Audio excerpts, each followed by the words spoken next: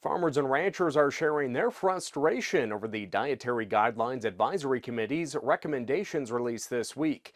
In particular, cattle producers are alarmed by the committee's recommendation to replace high-quality proteins like beef with plant-based options. The members of the advisory committee introduced at the very last minute new unreviewed science draft research that has not been vetted by any other researchers.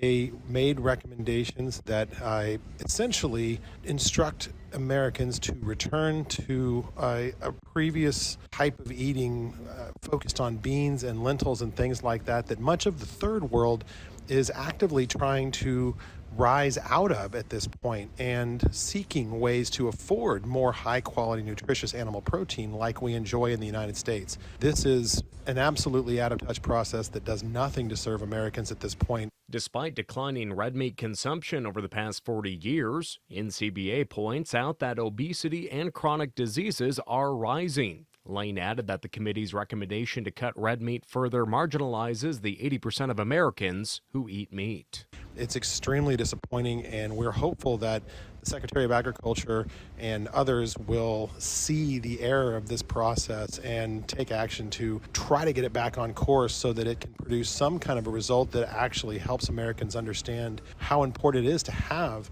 animal protein like beef in a healthy diet in order to make sure you're getting those nutritional needs that are so important at every stage of life.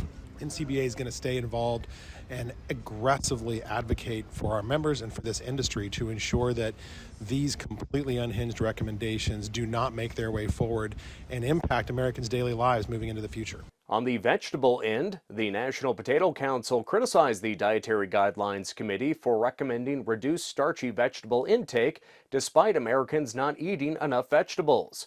The potato growers argued this lacks scientific support and could confuse consumers. However, they welcome the decision not to classify starchy vegetables like potatoes as interchangeable with grains, preserving affordability in programs like school meals. We'll continue to follow these recommendations right here on the Western Ag Network.